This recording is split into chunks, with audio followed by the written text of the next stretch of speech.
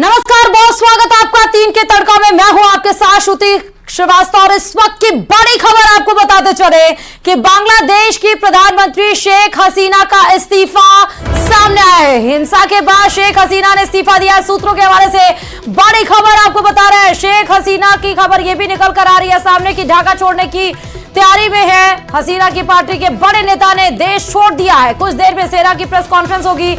सेना ने 45 मिनट का समय दिया था कि इस्तीफा देने के बाद देश को छोड़कर शेख हसीना चली जाए। बांग्लादेश में पीएम आवास में हजारों की संख्या में प्रदर्शनकारी घुसे हैं। शेख हसीना के फिनलैंड जाने की खबर आ रही है और जितने नेता हैं फिलहाल आपको बता दें कि उन्होंने बांग्लादेश छोड़ दिया है। बड़ी खबर इस वक्त की बता रहे हैं। बांग्लादेश में बिगड़ते हालात को देखते हुए पीएम हसीना ने देश छोड़ा है। पद से इस्तीफा भी दे सकती हैं। ये ऐसी बड़ी खबर सूत्रों की आवाज से निकल कर आई। बताते चले कि बांग्लादेश में आरक्षण के खिलाफ छात्रों का प्रदर्शन लगातार जारी है। तस्वीरें आप देख सकते हैं। थोड़ी देर में सेना के लोग वहां पर प्रेस कॉन्फ्रेंस भी करेंगे और उसके बारे में जानकारी देंगे। बताते चले कि रविवार शाम 6 बजे से कर्फ्यू लगा हुआ है। मीडिया रिपोर्ट के अनुसार अब तक हिंसा में कम से कम 300 लोगों की मौत हो चुकी है। सोशल मीडिया पर पूरी तरह से बैन है, चाहे वो इंस्टाग्राम हो या फिर ट्विटर या फिर यूट्यूब, हर तरीके से सोशल मीडिया पर बैन है। और ये भी आपको ये भी बता दें कि बांग्लादेश में आरक्षण के खिलाफ छात्रों का प्रदर्शन जोरदार चल रहा है।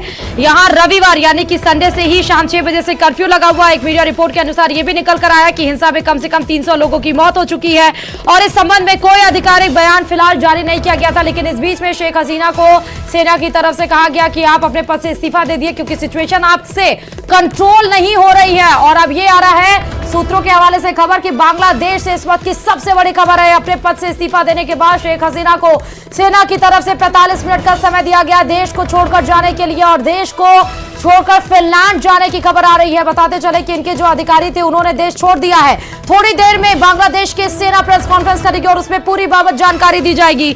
ये भी आपको बता दें कि बिगड़ते हालात को देखते हुए यहाँ के प्रधानमंत्री शेख हसीना ने देश छोड़ दिया है। वहीं सूत्रों की माने तो पीएम हसीना अपने पद से भी इस्तीफा दे सकती हैं। बड़ी खबर इस वक्त की आपको बता रहे हैं। आरक्षण पर बिगड़ते हालात को संभालने में फिलहाल प्रधानमंत्री शेख हसीना असफल नजर आई और इसीलिए यह अल्टीमेटम उनको दिया गया है। प्रदर्शनकारियों का जोरदार प्रदर्शन आप देख सकते हैं।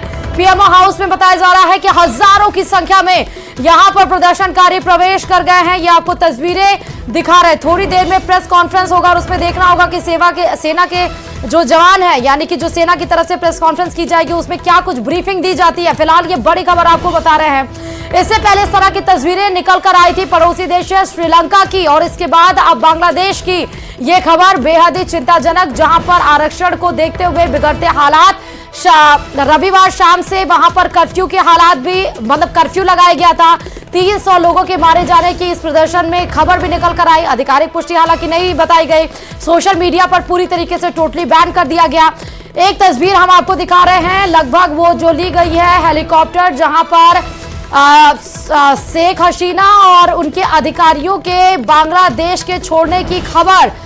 इस हेलीकॉप्टर के माध्यम से वो उड़ान भरेगी, फिनलैंड जाने की खबर बताई जा रही है। पद से इस्तीफा भी दे सकती है, ये भी सूत्रों के हवाले से खबर निकल कर आ रही है। फिलहाल आप देखिए out of control situation PM Sheikh Hasina के हाथों से होती हुई नजर आई और अब पूरी कमान सेना के हाथों में बांग्लादेश की। थोड़ी देर में प्रेस कॉन्फ्रेंस सेना के तरफ से की जाएगी और उसमें जानकारी दी जाएगी बाबत की क्या कुछ है। फिलहाल अभी जरूरत है कि प्रदर्शनकारियों के आक्रोश को वहां पर रोकना। पीएमओ हाउस में जो हजारों की संख्या में प्रदर्शनकारी पहुंचे हैं उनको बाहर निकालना। आरक्षण के मुद्दे पर जो सुलगता हुआ वहां पर बांग्लादेश नजर आ रहा है, पूरा का पूरा बांग्लादेश। उस परिस्थिति को किस तरह से संभाला जाए, इसीलिए सेना ने अब पूरी कमान अपने हाथों में ले ली है और इसके लिए ही प्रेस कॉन्फ्रेंस लगभग सेना की तरफ से की जाएगी और उसमें बताया जाएगा कि क्या अभी परिस्थिति और आगे किस तरह से बांग्लादेश सुलगते हुए आरक्षण के मुद्दे पर बांग्लादेश को कैसे सेना संभालेगी। फिलहाल प्रधानमंत्री शेख हसीना बांग्लादेश छोड़कर जाने के लिए 45 मिनट का समय दिया गया है। यह भी बताया गया कि शेख हसीना के अधिकारी देश छोड़कर जा चुके हैं।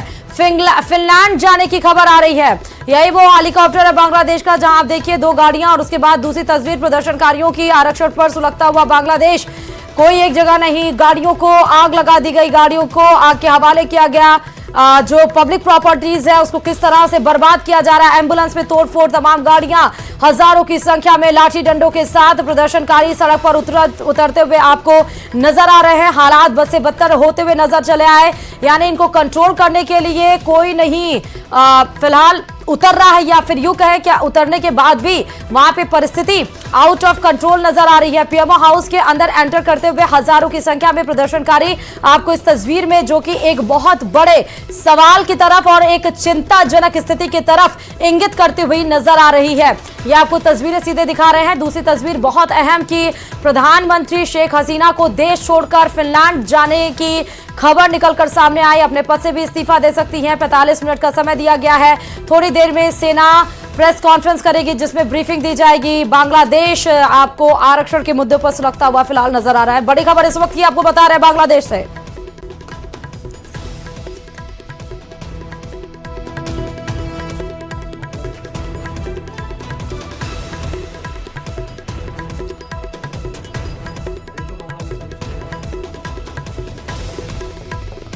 तो आपको बता दें कि बांग्लादेश की ये सीधे तस्वीरें आपकी टीवी स्क्रीन पर, जहां पर आपको नजर आ रहा होगा कि एक तरफ हेलीकॉप्टर पर शेख हसीना देश छोड़कर जाने के लिए इनको 45 मिनट का समय दिया गया है और अब अधिकारी वहां से जा चुके हैं शेख हसीना के। 45 मिनट के बाद लगभग थोड़ी देर में सेना प्रेस कॉन्फ्रेंस करेगी। पीएमओ हाउस में प्रदर्शनकारी घुस गए हैं। तमाम सुरक्षा के बावजूद पीएमओ हाउस में हजारों की संख्या में प्रदर्शनकारी घुसे। आरक्षण के मुद्दे पर सुलगता हुआ आपको बांग्लादेश नजर आ रहा है। रविवार शाम से कर्फ्यू बांग्लादेश में लगा दिया गया। ये भी आपको बता दें कि 300 लोगों की इस प्रदर्शन में मृत्यु हो चुकी है। हालांकि आधिकारिक पुष्टि नहीं है, सूत्रों के हवाले से यह खबर है। और अब हालात और बद से बदतर ना हो, इसीलिए सेना ने अब पूरी लीड अपने हाथों में ले ली है। सेना अब कमान बांग्लादेश की संभालेगी। स्टूडेंट्स अगेंस्ट डेमोक्रेशन प्लेटफॉर्म में बांग्लादेश सरकार के इस्तीफे की एक सूत्र मांग के साथ पूर्ण असहयोग आंदोलन की अपील भी की गई थी और इसीलिए अब इस अपील को माना गया है।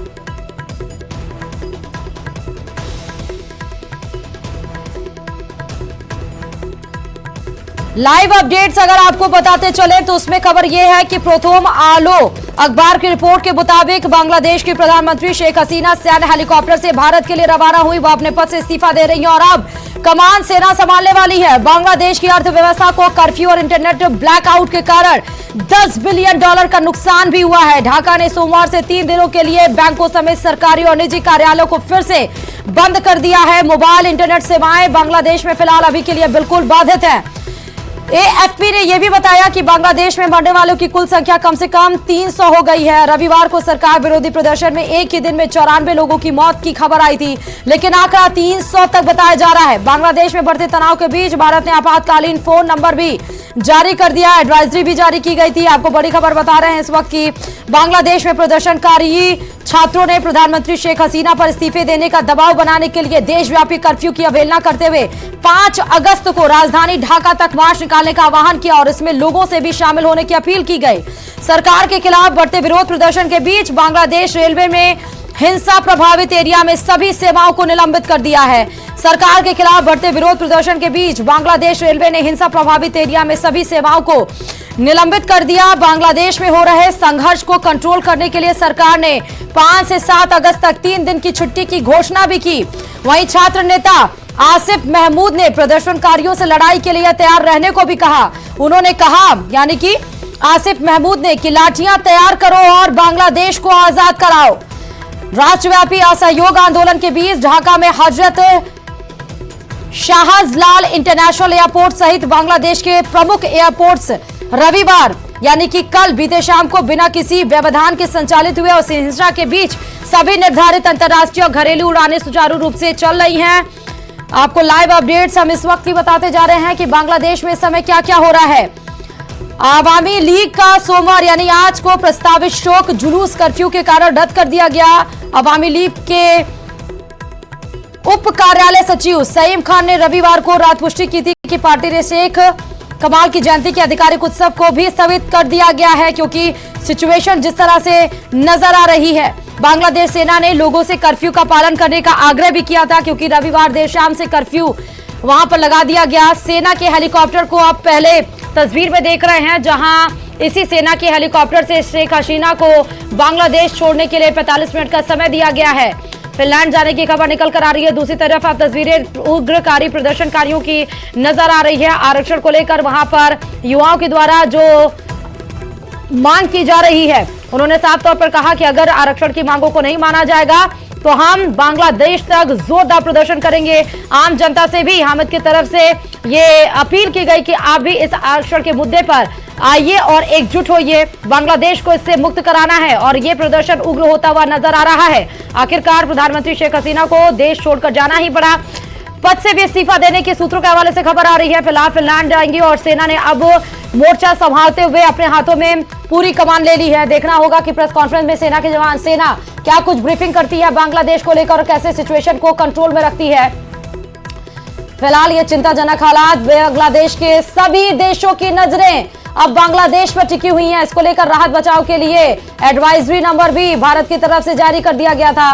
भारत ने हर एक संभवतः मदद करने की कोशिश बांग्लादेश को की थी।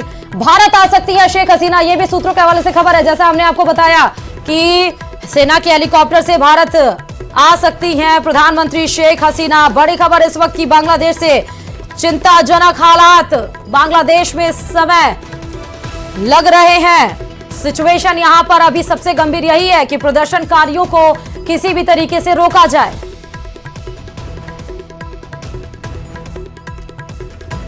और बांग्लादेश मीडिया के हवाले से खबर यही है कि सेना के हेलीकॉप्टर से शेख हसीना भारत की तरफ रुख कर रही हैं। बांग्लादेश के बाद भारत अब देश छोड़ने के बाद शेख हसीना भारत आएंगी। बड़ी खबर आपको इस वक्त की बता रहे हैं। प्रथम आलो अखबार वही है जो हम बांग्लादेश की रिपोर्ट बता रहे हैं। उनकी रिपोर्ट के अनुसार बांग्लादेश की प्रधानमंत्री शेख हसीना सैन्य हेलीकॉप्टर से भारत के लिए रवाना हुई हैं। वह अपने पद से इस्तीफा दे रही हैं और अब कमान सेना संभालने वाली है। लाइव अपडेट्स इस समय की बांग्लादेश से इस वक्त आपको बता रहे हैं। हिंसा के बाद शेख हसीना पद से इस्तीफा दी। थोड़ी देर में आर्मी चीफ प्रेस कॉन्फ्रेंस करेगी। सबकी निगाहें बांग्लादेशी मीडिया के हवाले से खबर। प्रथम आलो अखबार की रिपोर्ट के मुताबिक कि बांग्लादेश की प्रधानमंत्री शेख हसीना आर्मी हेलीकॉप्टर से बांग्लादेश को छोड़ भारत की तरफ रुख कर रही हैं। बड़ी खबर आपको बता दें।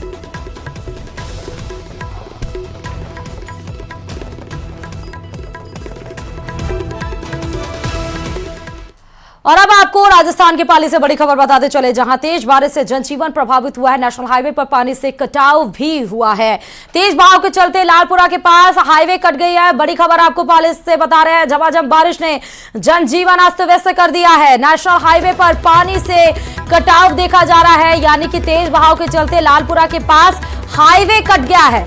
बड़ी खबर, वो तस्वीरें भी अगर निकलकर सामने आती हैं तो वो आप तक पहुंचाएंगे, लेकिन फिलहाल पाली से बड़ी खबर आपको बता रहे हैं। और पाली से जिस तरह से तेज बारिश की वजह से जनजीवन प्रभावित हुआ है, इस तरह से पाली में तस्वीरें निकलकर नहीं आई। फिलहाल ये तस्वीरें आप देख सकते हैं भयभीत, कैसे जो एक सड़क है डबल मतलब हाईवे दिखाई पड़ रही है। 2 लेन ये सड़क है, 2 लेन हाईवे। आप एक तरफ के सड़क को देख सकते हैं किस तरह से आधी सड़क पूरी कट गई है। तेज बारिश की वजह से सड़क के ये हालात जर्जर अवस्था में नजर आ रहे हैं। हालांकि वहां पर जेसीबी और राहत की रेस्क्यू जो टीम है वो फिलहाल ऐसा लग रहा है पहुंच चुकी है, लेकिन आप सोचिए कि यहां से गुजरने वाले जितने भी वाहन होंगे उनको कितनी परेशानियों का सामना करना पड़ेगा, क्योंकि 2 लेन है। एक लेन से गाड़ियां आ रही हैं और एक लेन से गाड़ी जाने वालों की है, लेकिन एक लेन को आप देख रहे हैं कि वो प्रभावित हो चुकी है। तेज बहाव में सड़क का आधा हिस्सा टूट चुका है बारिश की वजह से। अब एक ही रोड से आना और जाना गाड़ियों का शुरू होगा। एक तरफ तेज बारिश, दूसरी तरफ इस तरह से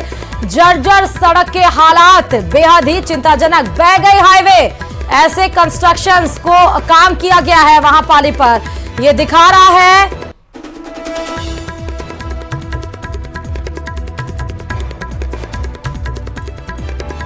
और बूंदी के भी हालात इसी तरह है कुछ, क्योंकि भारी बारिश के बाद हालात बिगड़ते हुए नजर आ रहे हैं। देर रात आए तेज बहाव से सड़क पर खड़ी कई गाड़ियां बाइक तिनके की तरह, ताश के पत्तों की तरह भरभराकर ढहती हुई और बहती हुई नजर आई, जिसका वीडियो सोशल मीडिया पर जमकर वायरल हो रहा है। आपको तस्वीर हम दिखाएंगे। फिलहाल ये तस्वीर देखिए कि किस तरह बूंदी में बारिश की वजह से घरों में पानी है और पानी में जो आधा उनका बेड है या फिर चारपाई, उसके जो साइड के जो पिलर्स हैं वो डूबे हुए नजर आ रहे हैं और लोग अपने उसी बेड चारपाई पे ऊपर बैठे हुए हैं। सड़क के हालात, घरों में जो फ्लोर्स हैं, फर्स्ट फ्लोर्स, वो उसकी जो बाउंड्रीज है वो उस पानी में डूबी हुई नजर आ रही हैं। गाड़ी आप देख सकते हैं किस तरह से खड़ी है और वो भी अपने तेज बहाव में बहती हुई नजर आ रही है। फिलहाल ये तस्वीरें आप देख सकते हैं। बुजुर्ग को आप देख रहे हैं, दुकान लगभग है शायद, और उसके अंदर वो अपने तखत पे बैठे हुए नजर आ रहे हैं। और इधर प्रदेश में भारी बारिश के बाद कई जिलों में जलभराव जैसी स्थिति पैदा हो गई है। स्कूल, अस्पताल से लेकर घरों तक में पानी भर गया है। 5 जिलों के लिए भारी बारिश की चेतावनी जारी कर दी गई है। रिपोर्ट देखिए। बरसात का मंजर, सड़कें बनी समंदर।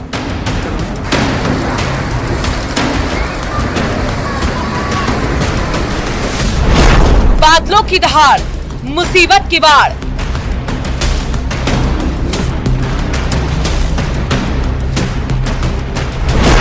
बारिश का वार, हर तरफ हाहाकार।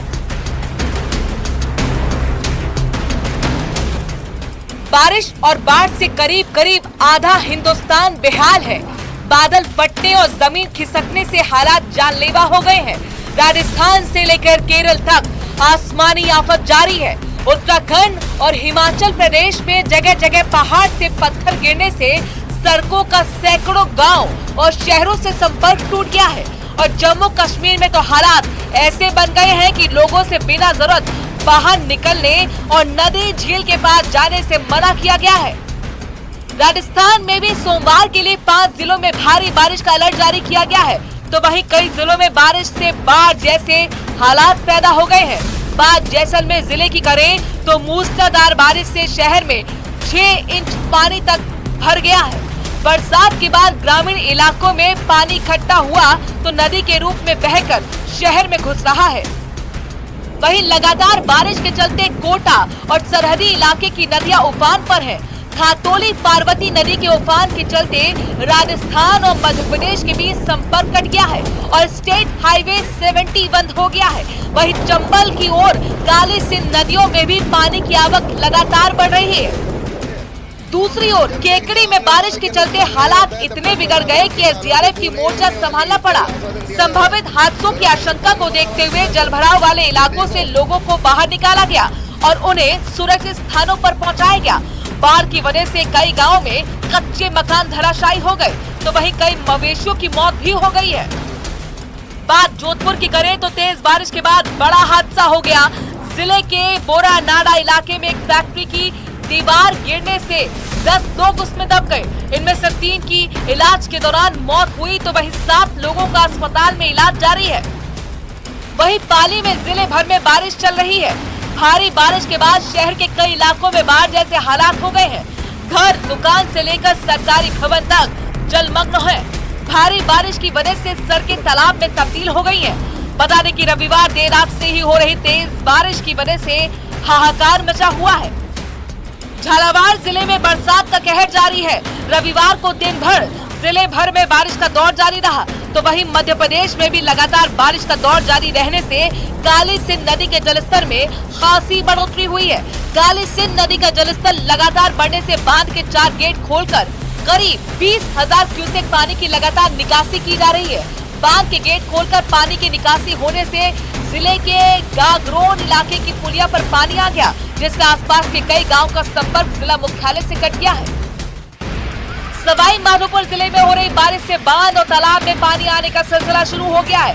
बीते दिनों हुई बारिश के चलते चौथ का बरवाड़ा तहसील इलाके में ढील बांध पूरी तरह से पानी से लबालब होकर छलक गया है। बता दें कि भारी बारिश के बाद बाड़मेर, बालोतरा, टोंक, अजमेर समेत कई जिलों में 12वीं तक के स्कूलों की छुट्टी कर दी गई है, तो वहीं प्रशासन ने लोगों से अपील की है कि वो तटीय इलाकों में ना जाएं। इसके अलावा नाले जाम होने की वजह से कई रिहायशी इलाकों में भी पानी भर गया है। तो वहीं इस बीच मौसम विभाग ने अलर्ट जारी किया है कि अगले कुछ दिन प्रदेश के 5 जिलों में भारी बरसात हो सकती है। Bureau report, news 18। और एक तरफ देश के कई राज्य इस वक्त भारी बारिश और बाढ़ की मार झेल रहे हैं। पहाड़ हो या मैदान, सभी जगह एक जैसा हाल है। उत्तराखंड के गंगोत्री धाम में भागीरथी का इस बार रौद्र रूप दिखा, तो वहीं नदी उफान पर है। ऐसे में गंगोत्री धाम किनारे बने आश्रम पर खतरा मंडराया हुआ है। नदी के लगातार बढ़ते जलस्तर के चलते गंगोत्री धाम में घाटों को काफी नुकसान पहुंचा है। वहीं श्रद्धालुओं से अपील की जा रही है कि अगले कुछ दिन नदी के पास जाने से बचें।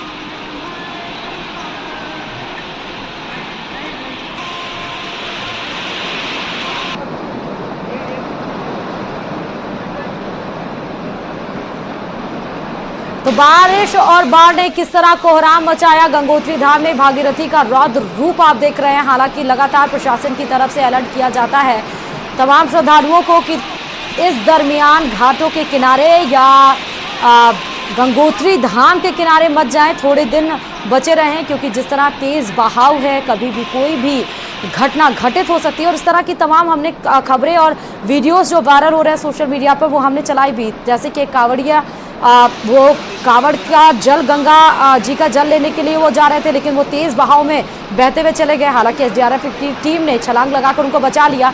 इसीलिए जो बाढ़ की वजह से खतरा मंडरा रहा है, इसी वजह से उनको अलर्ट किया जा रहा है।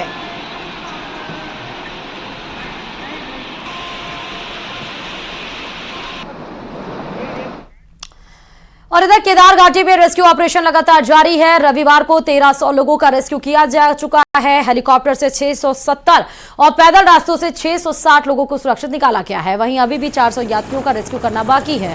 केदारनाथ से 350 और भीमबली से करीब 50 लोगों का रेस्क्यू होना है। बीते 4 दिनों में केदार घाटी से अभी तक 10,374 श्रद्धालुओं को सुरक्षित निकाला जा चुका है। उधर देहरादून कंट्रोल रूम से भी रेस्क्यू अभियान पर बारीकी से नजर रखी जा रही है। तो लगातार 4 दिन से रेस्क्यू ऑपरेशन केदार घाटी में जारी है। अचानक से हुई झमाझम बारिश और लैंडस्लाइड और पहाड़ों के दरकने की वजह से हजारों की संख्या में श्रद्धालु फंस गए थे। जैसे ही खबर लगी वैसे ही उत्तराखंड के सीएम नरेंद्र मोदी और डिफेंस मिनिस्टर यानी कि राजनाथ सिंह इस खबर पर नजर बनाए हुए थे। लगातार रेस्क्यू ऑपरेशन एमआई और जीयू के जरिए जारी है। आज भी हजारों की संख्या में जहां पर श्रद्धालुओं को बाहर निकाल लिया गया, तो वहीं सैकड़ों की संख्या में अभी भी श्रद्धालुओं का रेस्क्यू ऑपरेशन जारी है। और वहीं वाराणसी में कांवड़ियों से मारपीट की खबर सामने आई है। मारपीट का वीडियो अब सोशल मीडिया पर वायरल हो चुका है। मामला लालपुर पांडेपुर थाना क्षेत्र के हुकुलगंज का है। वीडियो में दिख रहा है कि पहले कांवड़िये से बातचीत की गई, उसके बाद दोनों लड़के कांवड़ियों को खींचकर सड़क के दूसरी तरफ लाते हैं। उसके बाद दोनों लड़के कांवड़ियों के साथ मारपीट करते हैं। पुलिस मामले की जांच में भी जुटी है। आपको तस्वीरें भी हम दिखा रहे हैं उत्तर प्रदेश के वाराणसी में, जहां कांवड़ियों से मारपीट की घटना को अंजाम दिया गया है। पहले बात फिर उसके बाद मारपीट। कांवड़ियों में 2 युवक पीट रहे हैं।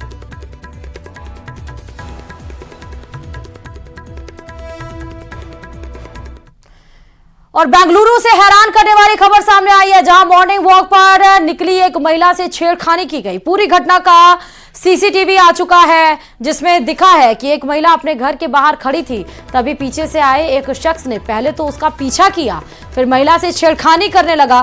बताया गया कि मामला 2 अगस्त का है। महिला राजस्थान की रहने वाली है और उस समय वो घर के बाहर अपने दोस्तों का इंतजार कर रही थी, तभी पूरी घटना घटी। वहीं पुलिस ने आरोपी के खिलाफ मामला दर्ज कर उसकी तलाश शुरू कर दी। तस्वीरों में आप देख सकते हैं किस तरह से महिला के साथ बदसलूकी की जा रही है। और नशा, रफ्तार और लापरवाही, ये वो 3 यमदूत हैं जो लोगों को सड़कों पर मौत के मुंह में ले जाते हैं। देश के 3 शहरों में हादसों को दहला देने वाली तस्वीरें सामने आई हैं। आपको रिपोर्ट दिखाते हैं।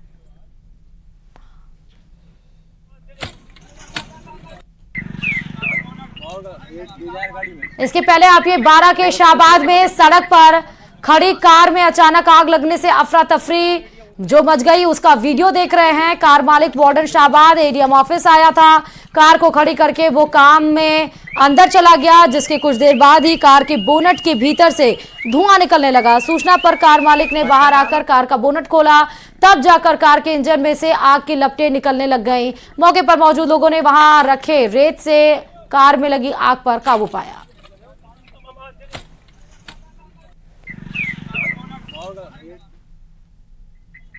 और जल्दी है फटाफट।